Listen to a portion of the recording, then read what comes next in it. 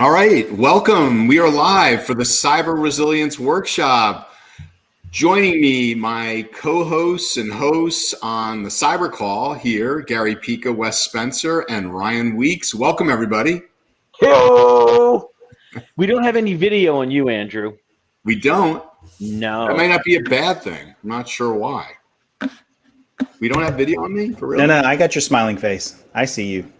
Oh, do you? Okay.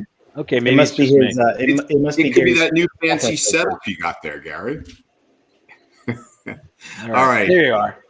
Thanks. Okay, so let me just set the stage real quick because I want to jump right into Wes's and Ryan's session. It's fantastic. I got to see the preview of it. We're gonna be hanging out with these guys. But first, I want to thank everybody for joining. We got a huge turnout, and so I really appreciate everybody investing their time, energy, and talents and spending it with us. A few housekeeping things. Common question: is it recorded? The answer is yes, it is.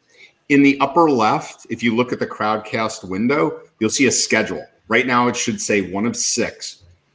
Each session will end and takes, 10 minutes or so, and that recording will be there.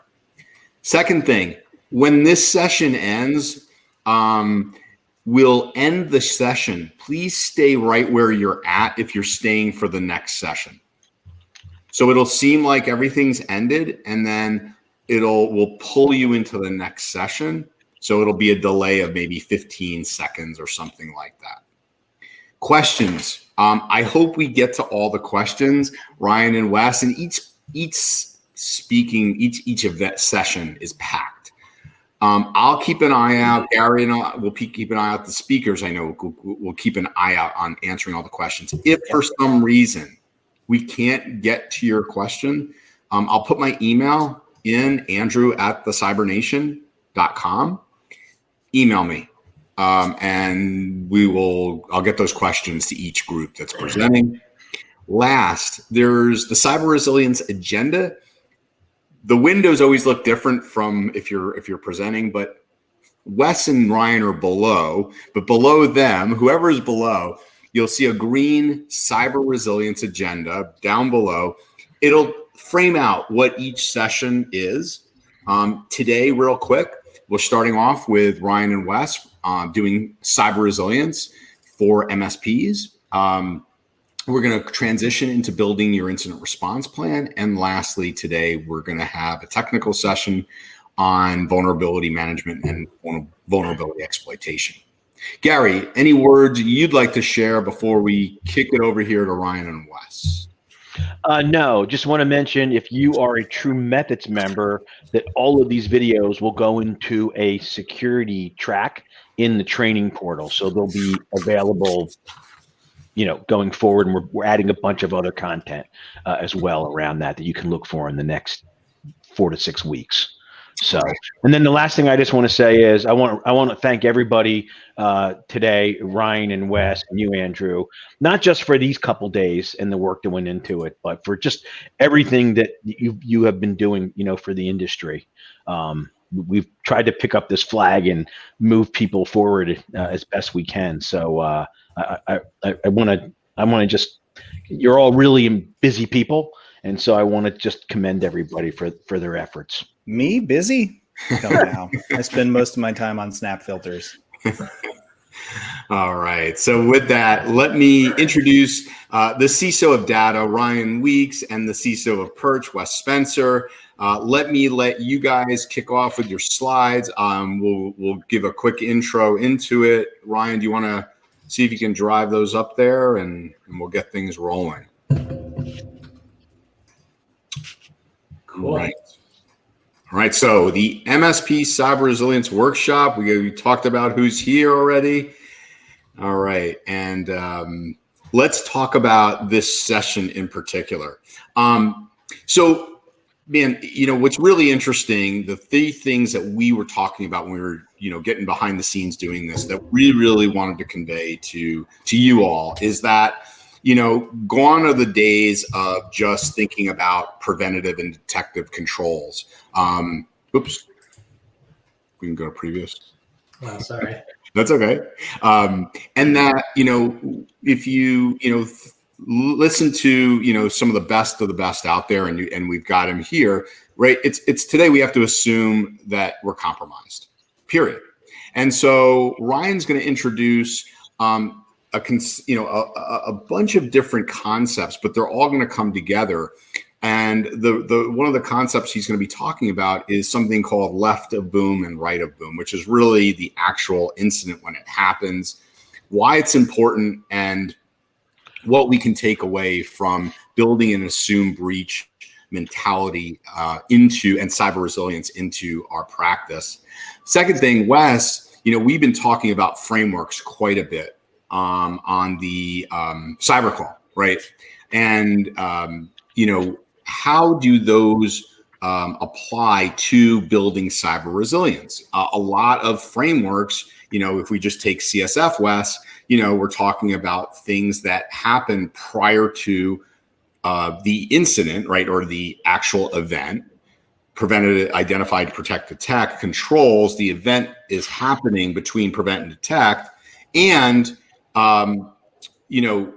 so we'll notice that, we move very much from a technology-centric approach to a people-centric approach. So you're going to be talking about that. And lastly, Gary, tomorrow, you, Matt Solomon, Mike Bergard are going to pull all of these concepts together that we're going to talk about in this session and bring it into a go-to-market strategy. Yeah, man. And that one, we went over it, and no slides.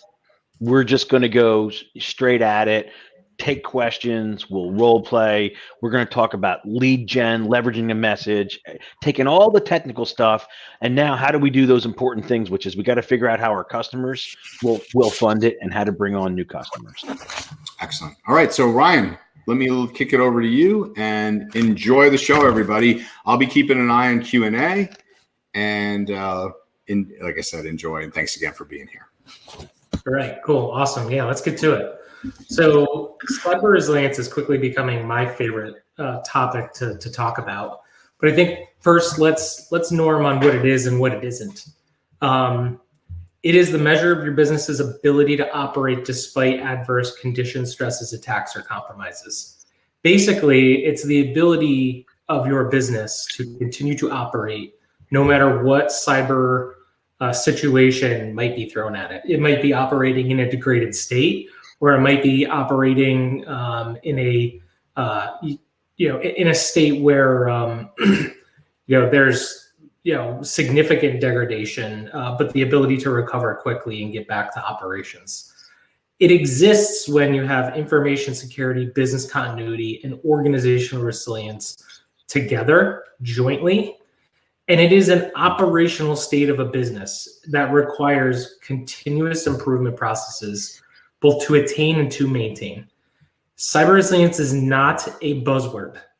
This is a really critical concept for people in information security, and it really needs to be internalized so that you can figure out how to take this idea and achieve it to become a truly resilient organization, right? So I know that the word has been getting kicked around quite a bit recently, but I think it's getting kicked around because it's a really important concept, not because it's the latest and greatest word that gets people to take dollars out of their wallet, right? So really, really important concept that we've been defining here. We've been discussing quite a bit on the cyber call. And when we talk about cyber resilience, we start talking about a lot of frameworks, and we've covered on the cyber call, the cyber defense matrix. We've covered, the NIST cybersecurity framework, which really is made up of these 5 functional areas where each functional area has a set of capabilities, right? And when I say capability, I don't mean a tool. I mean the combination of technology, people, and process that are necessary in order to fulfill the objectives of that functional area. Some of them may be technology-based, some of them may be process-based, but whether they're process or technology-based, you always need people to operate them. So people is usually the first thing that we talk about, right? And so as I said, cyber resilience is this combination of cybersecurity, business continuity, and incident response kind of jammed together. you can kind of see roughly how they overlay there on the top, where cybersecurity's traditional focus has been on identify, protect, and detect. Some would argue it might also have just been solely focused on identify and protect. But certainly in terms of business continuity and incident response, you're really heavy on the, now that you know something bad has happened, responding to and recovering to it quick. The combination of those things makes you cyber resilient, and it requires people, process, and technology to get there. And then we've talked about left and right of boom, right, as a concept. And in the assume breach era, we assume that we are already operating right of boom, which means you must have people, process, and technology oriented around the functional areas of detect, respond, and recover. If you don't have those, then you don't have a cyber resilient organization. You have a cybersecurity program, but you don't have a cyber resilient cybersecurity program. And so we really need to, again, focus on left and right of boom there. And then let's introduce one more framework, because in security, we love our frameworks. The kill chain, the cyber kill chain. And this is basically the 7 stages that an attacker will go through. And within each stage, there's an opportunity for us to identify, protect, detect, disrupt, respond to the activities in each of those stages. Generally, when boom occurs, we're operating in the exploitation phase of the attacker's attack chain. So take, for example, let's talk about an RMM compromise, because that's like, what everybody's kind of afraid of these days, right? So attacker determines that they want to attack an MSP. They want to get access to an RMM. They go to the dark web. They say, hey, can I get access to, anybody have credentials for any RMMs for MSPs? Someone says, sure, I'll sell you one for 10 grand worth of Bitcoin. Cool. Now I have that access. I'm going to go log into the RMM. That is effectively working through that reconnaissance to exploitation phase. I log into RMM, boom, I have access to that RMM. Now, the interesting thing is the attack chain starts all over again. Well, now I have access to the RMM, but what am I going to do with that access? Now I got to do more reconnaissance. I got to figure out, how am I going to weaponize this access? What am I going to use this access to deliver or do within the environment? Scripts, droppers, ransomware payloads, etc.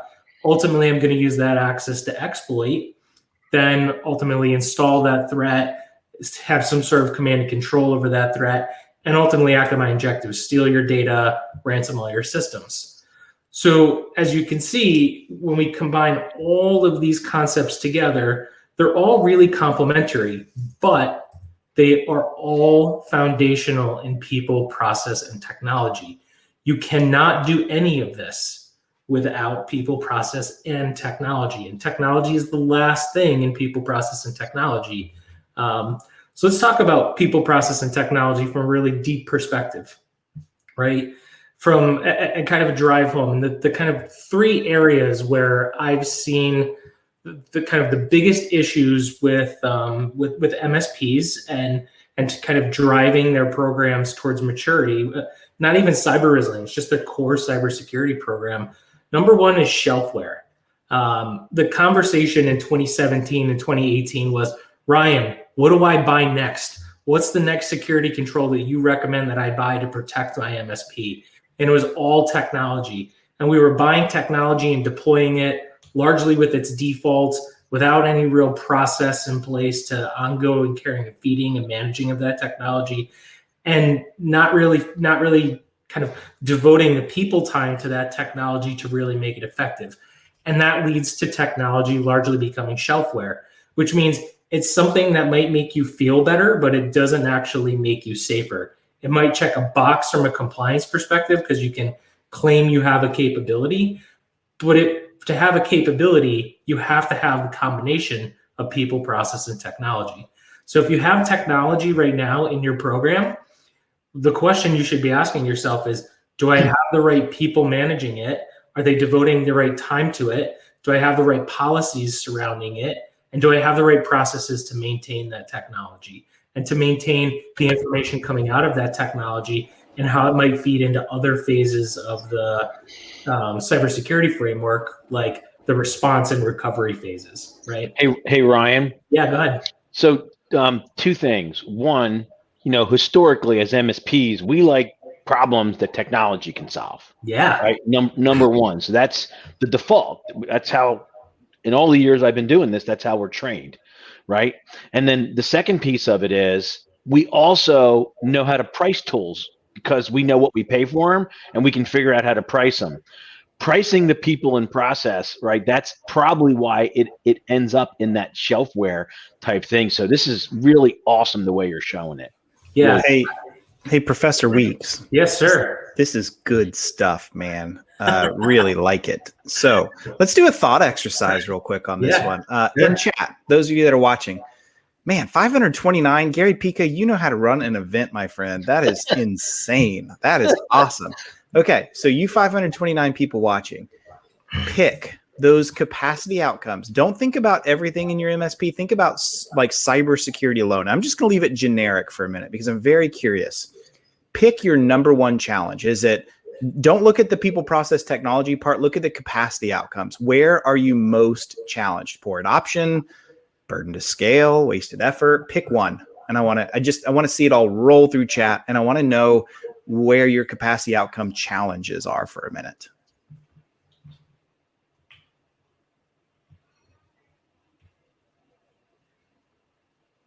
All right, couple wasted effort and adoption. Come on, 529 people.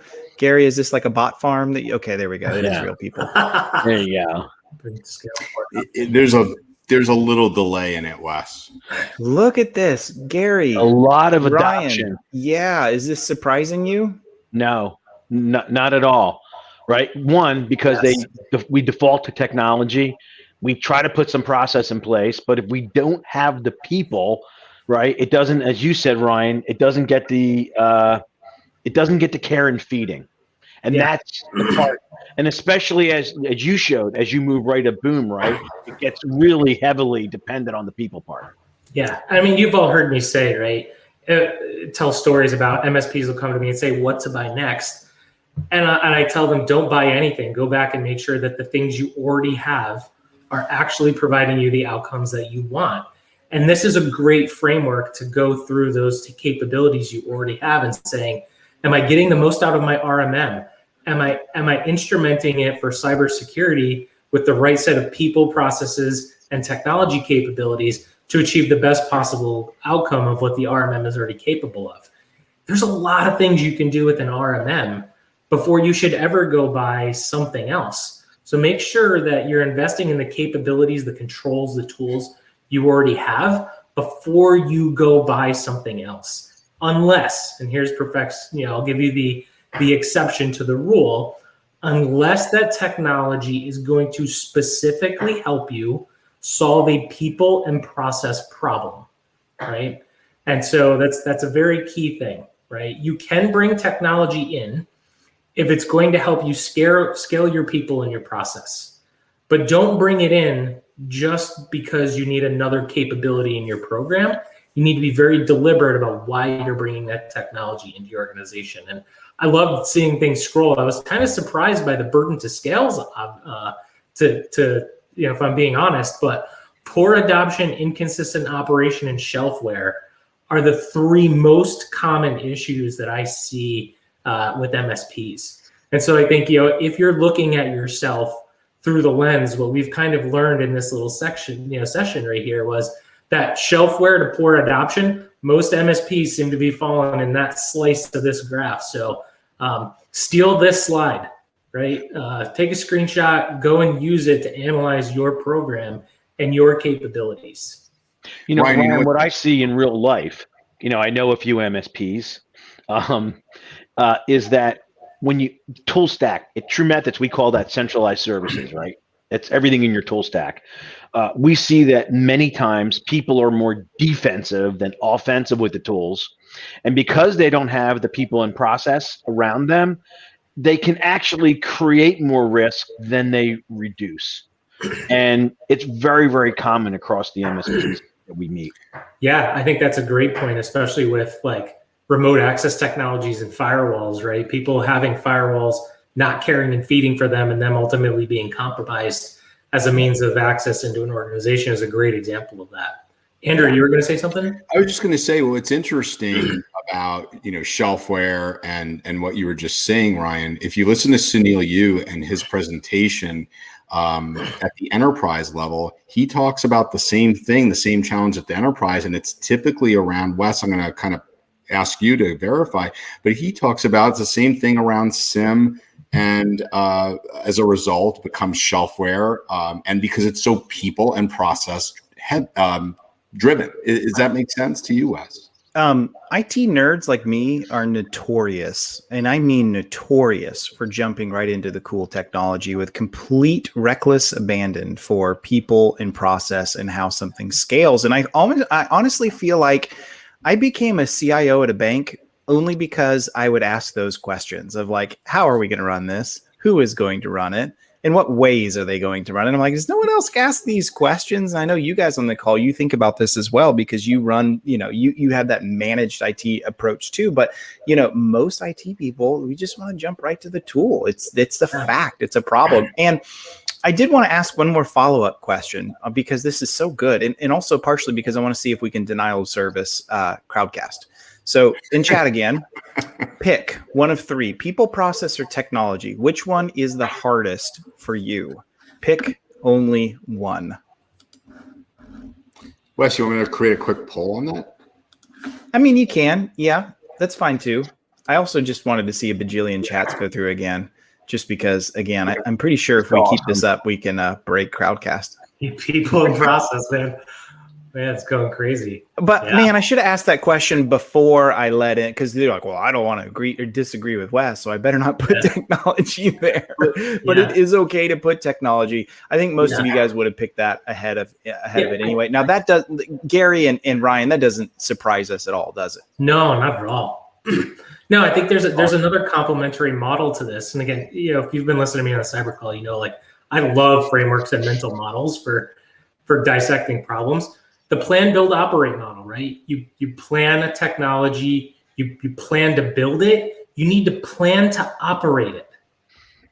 Planning to operate something means planning the people and the process steps that are going to go into the technology. It's not just about buying it and deploying it and getting blinky lights. It's about actually planning to be able to operate that technology over the long term. And I think that's where we fall down a lot when we purchase technology, is we think we're going to put it in, it's going to make us safe, and we don't have to do much with it.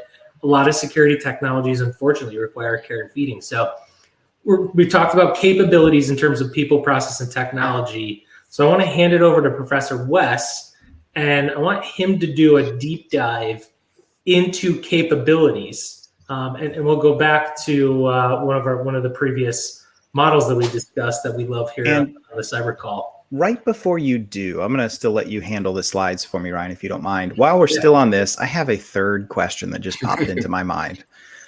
Okay, I'm going to call you guys out on the carpet for a minute. Or maybe I'm not going to call. So I asked you to pick people, process, or technology. You picked one. I also asked you to pick capacity outcomes. Now, give me a yes or a no in chat. Did the challenge, the capacity outcome that you pick, does it reflect with the biggest challenge that you pick from people, process, or technology? In other words, if you said poor adoption, then I hope that you chose people as your gap. So tell me yes or no, did they match or did they not match? That's great. That's awesome. And it's okay to say no. It is super okay to say no. Yeah. No, I think I love it's your final exam for this sheet, for this slide. Yeah. Look, you got a lot of yeses. So that means, okay, Ryan, you were successful. Good. Yeah. And again, steal this slide. I'll give credit to Optiv. I actually hijacked this slide and some of its contents from Optiv. I loved it. The first time I saw it, I got so excited. It just put something in such clear terms for me that I've been wrestling with. And so now I love just looking at everything kind of through this lens. But anyway, like I said, we want to deep dive even further into capabilities and bring it back to some of the other frameworks we've been talking about. Wes, why don't we? Yeah, let's do that. So we've covered people, process, and technology. Let's go to our old friend, the cyber. Yeah, here we go. Our old friend. Yes. And by the way, Adam, I see you in chat. Sort of mostly doesn't seem that black and white. You're right. It's definitely not that black and white. I love models for the same reason Ryan loves models. It's just a good way to get us thinking about something, but it is always okay for us to sort of, go out of that bell curve or that skew where the model goes. But you're exactly right. It's not always that black and white. It's just a good way to get us thinking. Okay, so how many of you guys give me a no? Because I think most of you guys will be a yes, but give me a no if you've never seen what you're looking at here. This is, while I'm waiting for those to come in because of that delay, this is what we call the Cyber Defense Matrix. This is developed by one of our friends, Sunil Yu. Sunil is, hey, Jason Slagle, I see you checking in there. Hey, this is a fantastic, again, model to think about. And so if you're taking a look at this, good. So no's are coming in. Thank you guys for the no's. So let me explain what you're looking at here. And by the way, you can just go to cyberdefensematrix.com. I think it is. I'll look it up in a minute to make sure. But okay, so you can check this out and read all about it. This is not mine. This is Sunil's. I met Sunil many years ago at an FSISAC conference. And, Sunil is a technologist. He's a guy that just likes to think big picture. And what you see here at the very top, you guys should recognize the identify, detect, protect, respond, recover. That is the cyber security framework. Then on the left, we've got some domains that he picked. And interestingly, these domains are used in other frameworks. One framework that this is used in is the CIS Critical Controls. Those are actual prescribed domains that we use. And so this is really interesting. This is a model that Sunil has kind of developed to help us demystify and clarify where we may have gaps in our strategy, things that we may need to address, and just an understanding of what we have that goes where. And Kyle Hansloven and myself, Kyle from Huntress, most of you probably know him, we did a talk on this at vCyberCon a year ago on demystifying cybersecurity. We got so much good feedback on this. I'm like, man, this is such a great slide. So what you see right here, the idea is you can take this and you can kind of map through what things do I have in place, where do they exist, and what does it cover for me? And one of the things that's really important is if you look down here at the bottom, this degree of dependency, notice that traditionally, and this is not always prescribed like this way every way, but most of the time, identify and protect based tools or things that we do to cover this gap are usually technology focused. Let me give you an example. Protection on networks is a firewall. That's pretty technology, right? I mean, yes, there's some setting up and getting it up and running, but it's pretty fire and forget, right? But then go way over to like recover on, data or users or responding. Typically, those are very people dependent processes. Not that technology doesn't augment, but people are traditionally very driven in participating in all of that. And so this is a really interesting framework just because it's a great way to start thinking through this. Don't just slap vendor logos in here. You can slap processes in here. You can slap things that you do. Like maybe you look through your incident response processes and you begin to understand, how do I recover to an incident that affects an application? You might think through that. And what maybe there are some vendors that you have in place to help with this. Yeah. The other thing you can do here is, right, we said people, process, and technology. You could have 3 versions of this, one for people, one for process, and one for technology, and use that to figure out where you're deficient in one of the 3 areas in each of those buckets. Absolutely. This is great. We're with our peer members right now. We're doing a special project that lines up pretty good with this. But one interesting thing I wanted to say here was think about what's changed. Like look down those domains, Wes, and this whole business has been built on devices and networks, right? And now what we see is applications, data, user is every day it's moving more and more in that direction. So that's one of the reasons, right, that we see, some struggles around MSPs. It's a different way of thinking, right, about security than 2 or 3 years ago. Yes. Very much agreed, and great comments coming in. Jason's right. It's a friendly. The CIS model is very friendly and it's approachable. Implementation groups to get started is a great pathway. I agree. I like Justin's comment of like, ask your vendors where they fit in the grid. And come on now, Tim Fournette. Perch fits every single one because we do all the blockchain AI thready threat. Stop the threat before it's found. Kind of. I'm just teasing, guys.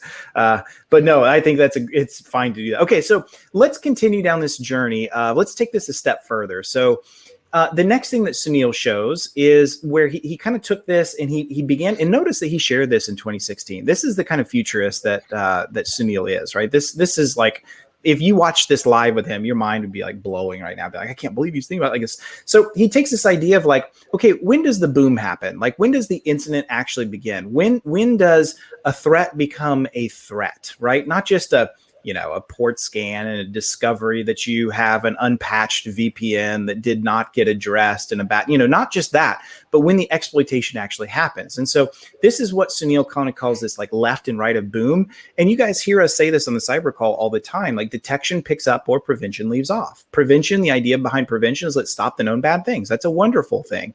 But we also know, and Gary, you say this over and over, this assume breach mentality is about this idea of eventually it's going to happen. So when it happens, there's a couple questions that should go through our mind. One, how does it happen? And like, where in all of this does it happen? And what do we do once it happens? And so I love that Sunil kind of takes this, pre and post boom. The left of boom, before things happen, it's all about what he calls pre-event structural awareness. What's going on in the world around me? What do I know? What do I see? What am I aware of? What things should be addressed and tackled? But the right, after something happens, becomes situational awareness. In other words, after the event happens, how do I know that my situation has changed? How do I know that things have happened in my organization that requires me to do something about it because now everything is changed? And so let's, again, overlay something new on this. So hit the button again for me, Professor Weeks, if you would. And let's kind of take this and keep it in the background because I want to show you the overlay. But now what I'm doing is I'm taking the cyber kill chain from our friends over at, who are they from? Lockheed, right? Lockheed, yeah. Yeah. So now what I'm doing is I'm overlaying this. And this is just my like really bad PowerPoint, best I can do word art overlay. So bear with me right here. In fact, I think it should have been, no, this is correct. Okay. So if we take the kill chain is a fun way to kind of think through how the process of an attack happens. You know how bad guys, I'm not going to give you a lecture through the whole thing, but how reconnaissance happens for them to be aware of what's out there, how we weaponize something to understand, like, what is it that I found that's weak and how can I do something against it? Like, how do I build an exploit to go after that? How do I deliver it? Has the actual exploitation happen? And then what happens after that? Installation, command and control, and actions on objectives. In other words, ransomware is typically the big threat we're concerned with, right? So if we overlay this on top of the cyber defense matrix, look what we see. That exploitation phase in the kill chain is kind of straddles the fence, doesn't it? There's an idea of exploitation where we say, I would love to stop it. And in some cases we might. You may have a solid EDR that sees it and stops it. You may have a firewall that sees shellcode passing and kills out that piece of the stream. You may, whatever it may be, you may have prevention tools that stop it. And that is awesome. And I sure hope you do. But the reality is we don't always have that, right?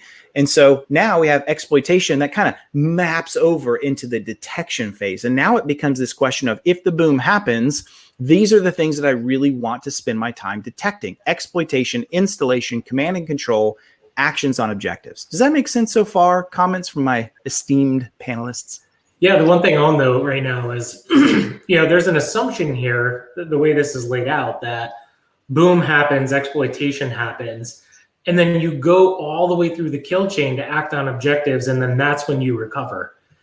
The real idea of cyber resilience is to shrink the detect to recovery capability as early, as close to that exploitation as possible to minimize the damage. So don't assume recovery happens after act on objectives. Recovery can happen at the point you detect exploitation or detect installation or detect command and control, right? Or prevent even, right? So don't, realize that the goal of cyber resilience is to shrink that as close as possible, as close to that boom event as reasonably you can.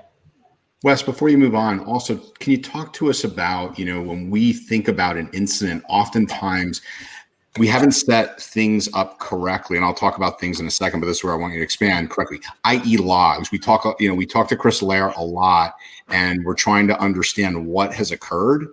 And yet, because we haven't been able to set up things properly in the environment, we have nothing to go back from a reconnaissance perspective from our side and try to figure out, how to actually demystify, for lack of a better word, demystify what's occurred in the attack. Can you talk a little bit about that? Because this, you can't undo this after it's occurred. I wish I had taken care of that.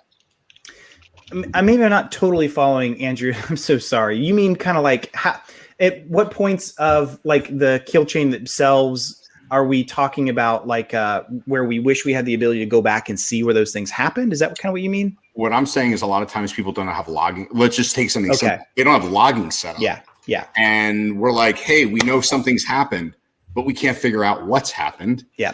Okay, So I'm with you. if you could talk a little bit about that this again takes people and process for us to shrink that, correct, Ryan?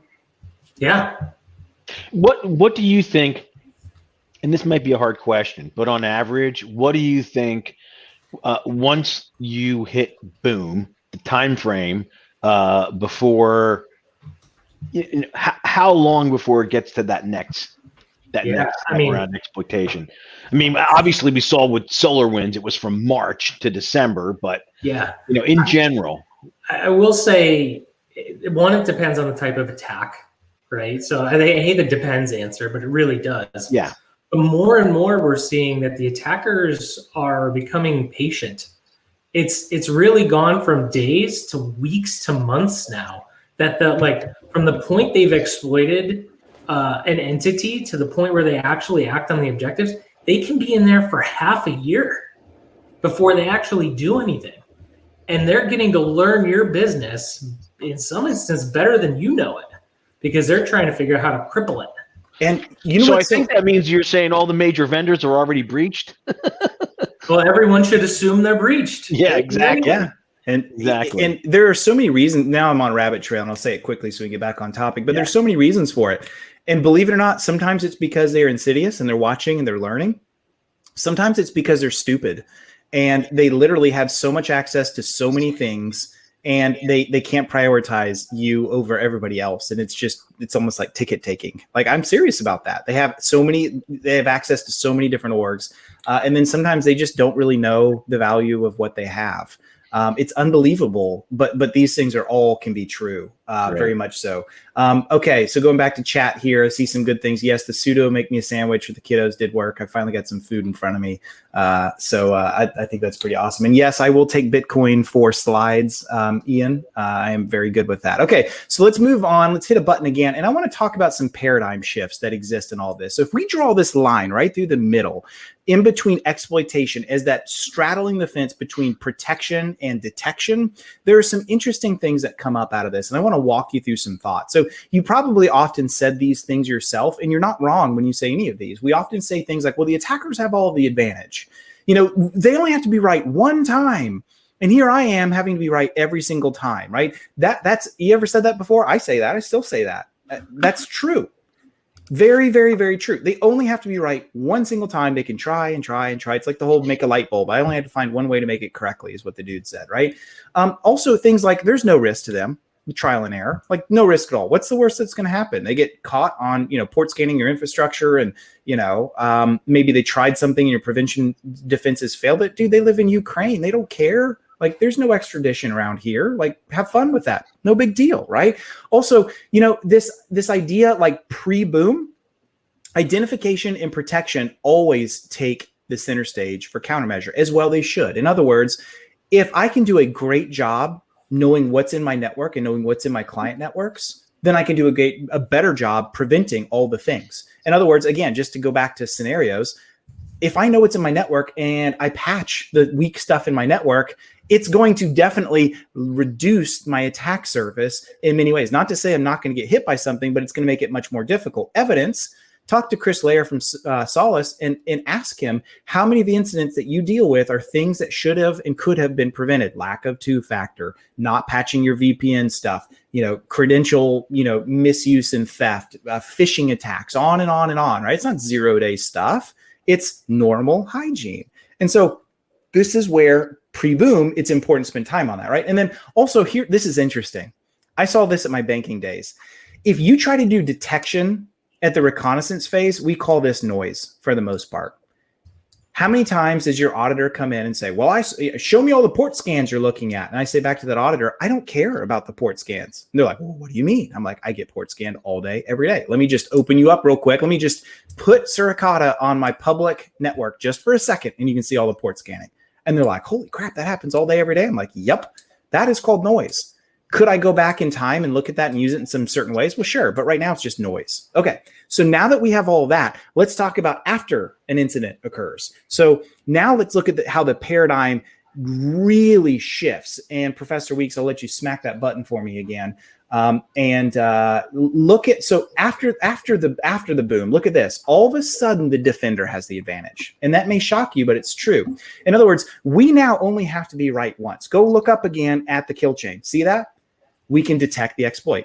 We can detect installation. We can detect lateral movement. We can detect persistence. We can detect command and control. We can detect potentially some kind of action on objectives, like them actually beginning to deploy the ransomware. All of a sudden, this entire mindset shifts. And all of a sudden now I'm like, wait a second, I only have to find one piece of all of it to know that something happened and begin to take action, going back into this idea of resilience. And all of a sudden the risks change, because for the bad guy, if he screws up, or she screws up, I don't want to assume genders here, they screw up, whatever, all of a sudden we've detected them. So they have to be careful and quiet and sneaky in what they do. Look at protection. It's not nearly as important because they've already gotten through our defenses, and they're going to continue to get through our defenses through things like lateral movement, privilege escalation, things like that. Look at how detection becomes critical stage, and then response and recovery is really, really of importance here. Does this make sense? This is, to me, guys, like overlaying the cybersecurity framework, parts of CIS, which I'll get into in a minute, the kill chain on top of all of this on the defense matrix. Like all of a sudden, so much of this kind of hits home, doesn't it? Really begins to help us understand. And what's interesting here is that if you think traditionally where MSPs, where we've come from, right? Really, it has all been where we have the disadvantage rather than where we have the advantage. And that's the change in thinking now that has to happen. We want to be able to have things that, when it happens on our turf, but most of what we've deployed historically has been on their turf. Does that make sense, right? Based on what you're explaining? Yeah, yes. I think, when you think about the kind of mentality in the IT channel since attackers really took focus in 2018, there's been a bit of a victim thread. Right? Like, we're not ready. This isn't fair. How do we protect against these things? Well, you actually, like, the problem is you haven't set yourself up with the right defenses, with the right kind of resilient capabilities to really combat the threat, because you've been focused on identify and protect capabilities, not so much on detect, respond, and recover capabilities. And now is the time to complete that full spectrum of capabilities in order to really be resilient to this type of threat. Bingo. Does that post boom give credence to, honeypots, which we brought up before on the cyber call? What are your thoughts there? Yeah, I mean, that's a detection. That's an area of detection that largely MSPs have ignored, not because they don't think it's important, just how do I deploy it in a channel-friendly fashion.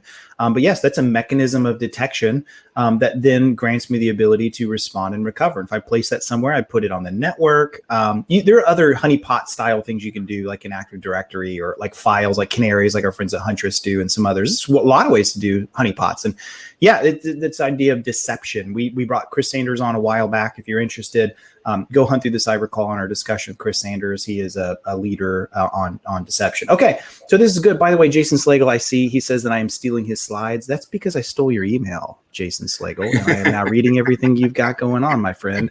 And you got way too much Skyline orders in your email. You need to stop eating all that Skyline. Okay, let's move on. So let's punch that button again. And but wait, there's more.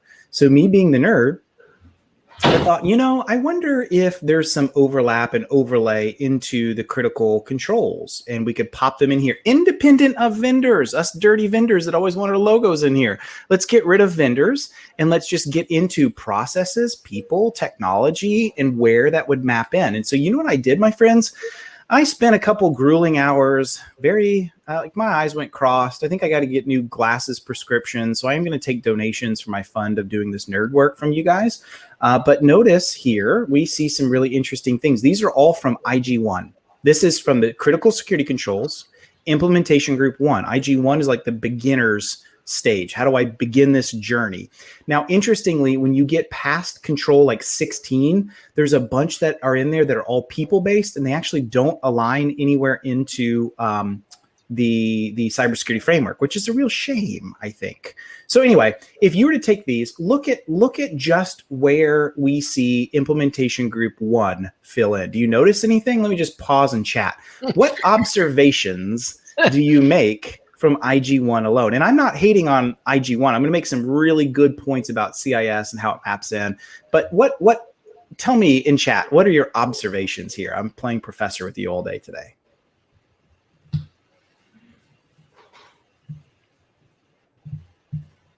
It's coming, Wes, I promise you.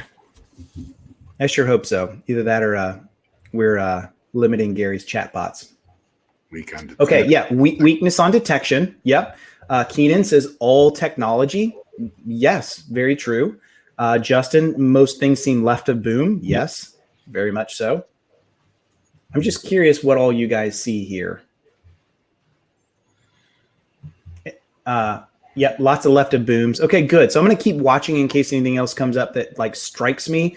But a few things I'll say about this. Keep in mind, there's about 10 or 15 controls that I did not put in here because they don't actually map to one of the left domains of the cybersecurity framework or on the top either. And so we probably at some point need to think through how all this kind of goes through. But yes, very tool driven, not much on detection, let alone response recovery. You guys are exactly right. And so if you were to continue down the journey of IG2 and IG3, if there's ever a motivation to do so, to say, hey, look, IG1 is a great starting place and it's my lighthouse, it's where I'm going to begin the journey, just know that it doesn't end there. If you just only, and again, don't hear me saying hating on CIS. I freaking love CIS. It is awesome. The controls are so good.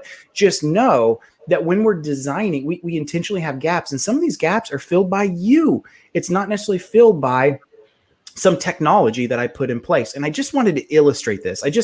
I don't think I've ever seen anyone do something like this, of take these controls and overlay them on top of the defense matrix and see where things line up. So at some point when I have more time, or maybe if ConnectWise ever gets me like an intern or something, I'm going to make them go through IG2, IG3, and we're going to see what this thing looks like in its entirety, because very, very curious to see how it all stacks up. But I hope this has been helpful for you guys. Gary, Andrew, Ryan, anything else that you guys see in this? Wes, the only thing I'll say is Sunil's observation that, he originally did this because at Bank of America, he had thousands of vendors calling on him. That was his whole impetus for this. And then as years went on, he started to, it was obvious that to him that, again, there's no technology or very little technology in respond and recover. And as we've entered the age of recovery, what do we do? And he goes into, we're not going to go into it now, but I highly encourage you to look his stuff up, because he goes into, Ryan, you might want to even just, if you could conject on this a little bit, but leaving the CIA triad to something called the DIE triad. And then can you give some context on that, of why people, CISOs like you, are shifting mentality, from a CIA to a DIE? Yeah, so the whole methodology there is that, like, in order to provide better protection, like CIA really relied on things being relatively static and like persistent, which makes them attackable and allows attackers to gain presence and maintain presence. The DIE triad actually talks about making your systems, making your applications more distributed. So we're talking about like applications that go from like like monoliths to highly decentralized using containerized, kind of methodologies, making a lot of your components of your infrastructures immutable, which is the I, right? So distributed, immutable, making them harder to modify, harder to delete, harder to change in any way, which speaks to the kind of integrity component, but also to some extent the availability component of the CIA triad. And then this idea of ephemeral, where things aren't long-lived anymore. So like, great, something gets popped, it's only going to exist for a couple minutes. So that attacker better be really quick with what they're doing, and that we need to really stop thinking about, the CIA triad, which, if you're familiar with like the DevOps model, we talk about the difference between like pets and cattle, right? In the CIA triad, we're incentivizing pets, right? You give them names, you care for them, you feed them. They get sick, you take them to the vet, you spend lots of money, that type of thing. With the die model, you really start talking about things as cattle, right? If one gets sick, okay, it'll recover or it won't. And if it doesn't, I'll replace it with a number. I give it a name, I give it a number, I give it, just more methodologies that really kind of drive this ability to really protect your infrastructure more, is really what that die triad is all about. And certainly we're seeing a lot more technology move in that direction over time. The one thing I'll say on Wes's slide here is you might be enticed to say, okay, well, if I don't have a security program at all, like if I'm just starting out in my cybersecurity journey, right? Remember, which I said is kind of that identify to protect area. And you're going to start with IG1, and now you're looking at this and you're going, well, do I need to do IG1 plus something else? You should still do IG1. You need to, everything builds on each other in this model. And so don't completely abandon the kind of IG1 methodology. Just have an idea of how you're going to augment it with detective capability, respond and recover capability, or how might, while I'm focusing on building the left of boom capability, how might I augment my existing program to do detect, respond, recover well? Is that partnering with an MSSP, partnering with a service provider that does co-management, contracting some of those services out? Like, think outside the box in terms of those things, but don't abandon IG1, entirely, because you need those capabilities to continue to move to being, kind of ready for that right of boom moment. Ryan, I'm just going to say a couple things that come to mind here. One is, like, I feel like, not with all this detail, but just kind of looking across the top at the framework, and then overlaying that at the bottom with, how people or technology intensive it is. These are the kind of conversations that every VCIO should be having with every customer.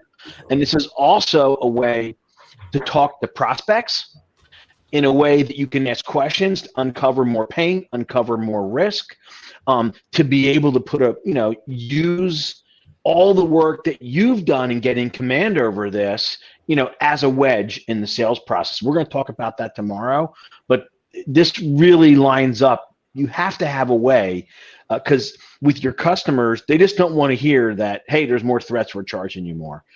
They want to understand, this journey. And a lot of times they come back and say, okay, well, you're going to come back to me again? Yeah, absolutely. Yeah, I am. Here's where we are, right? So really good stuff.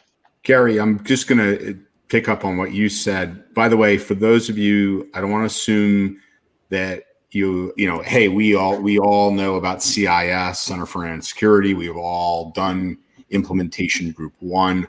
Wes, Ryan, phenomenal job. I put in the URL in chat. They have CSAT, which is free. And it's a phenomenal tool that you can assess yourself against. And I think, Wes, it really points out, some things here. We're looking at the tool side of things pretty heavily right now. But, what about policy, which we're going to pick up on next with Mike Bergard and Chris Lair? Do we even have an incident response plan and policy in place? Ryan, from Datto, do we have, business continuity and plan in place and a policy around that. Let me just ask you guys, and then we'll kind of close up here, Q&A and conclusion. But isn't that a big part of what this can help point out in the sales process? Yeah, absolutely. You have to have some way of communicating this, right? And again, I look at it the same with customers and prospects. We angle, and we're going to talk about both tomorrow. But in principle, Andrew, it is the same in both ways. We have to take people without getting too techie on them, and we have to be able to explain the world, the environment, what needs to be dealt with by us or somebody else, and what those potential risks are. And if you don't have a concept and a framework to do it within, it's just like everybody sounds exactly the same, and customers don't get it, and they don't want to make the investments. Yeah, absolutely. Okay. Well, can we kind of, Ryan, can I have you drive forward here on the go-to-market? Gary, I'm going to talk with you through this, because this is really, we talk about, hey, and this is all awesome. We all should be doing it internally. And I think that's going to be one of my points, but we still have to have the cash register ring, right, Gary? At the end of the day. So if you hit it, like I'll have each one come up, Ryan. Right. And so again, at this point, we have to be communicating a different message, Gary, to the prospects and customers. If we're not, having the conversation about using the SolarWinds as a backdrop, doesn't have to be that one, but if the best of the best that can spend millions and millions can get breached, right? And we don't communicate that we live in this era, shame on us. Gary, quick thought on that. Yeah, absolutely. We're going to talk about how to use this with customers and prospects in the go-to-market session tomorrow. But and listen, if you're not doing this, you're not even setting the right expectations. Right. And if their vendor is not doing this, then one of two things: they either don't understand, or they're lying. Yeah, and like as you said, Gary, Ryan, you can hit the next one. As you said, Gary, your competitor is going to be doing it for you. Fair? Yeah. Andrew, do you know what the difference is between a car salesman and a cybersecurity salesman? No, but I have a feeling you're going to tell me. The car salesman knows when he's lying. All right. This is the hard work that, MSPs themselves have to be doing this. This is the first time, Gary, you and I have been on this journey since 2004, right? First time where I think MSPs have had to do, and don't take this the wrong way, a lot of hard work internally. We could get by and be the cobbler's kids, but if you got to be putting this in place internally to have command externally, what are your thoughts there, Gary? Yeah, Andrew, 100%. And this is something, listen, before there was cybersecurity frameworks, we've been using standards as the center of our wedge with customers. And, I made my career on that's how we were able to sell so much recurring revenue. But until you do it, you're not able to get in front of a customer, and every word you say, they're understanding it more and more because you have that belief. No one's going to tell you that it can be done cheaper or better if you've done the work, Andrew. Yeah, absolutely. All right. So the last few things, Ryan, if you just hit through them, and then we'll wrap up here. Again, do the work. Gary, maybe the last point I'll have you'll hit here at 1:59 Eastern is to talk to everybody that isn't on the cyber call about you can't get $4,000 support for $3,000, because that's really, I think, if you want to kind of bring this all together. Yeah, and look, if you go back to what Ryan and Wes have taught us today, you can look across to see what is involved right across the matrix, and tools, process, and people. It just doesn't work that way. The math doesn't work, because at $3,000, every dollar is going to answer support tickets, pay for the basic tools, and then the rest of your people, they need to go out and do billable projects so you can stay above break even. That's the reality of the average MSP model. But once you understand this and you start to build this, the cost and the people part, the hard part, into your costing, you can weaponize a competitor's low price. Excellent. So Just a few things in closing, right at the top of the hour. Wes, Ryan, fantastic job, bud. Thank you so much for doing this. I thought it was fantastic. What we'll do from here, folks, again, because we want to make sure that you can go back and watch these. Just listen up. I'm going to end this session. Stay right where you are. I'm going to then start the next session and pull everybody in. Just stay right where you're at. I'm going to sign off and we'll be right back. Stay where you are. Again, Gary, Wes, Ryan, thank you. Thank you, everybody. We'll see you very shortly. And we'll be back. And we'll be back at 3, right? 2 right now for my Okay. guard, and we're kicking off incident response. I'm sorry, we're kicking off building your incident response plan right now. Okay. So hang in there.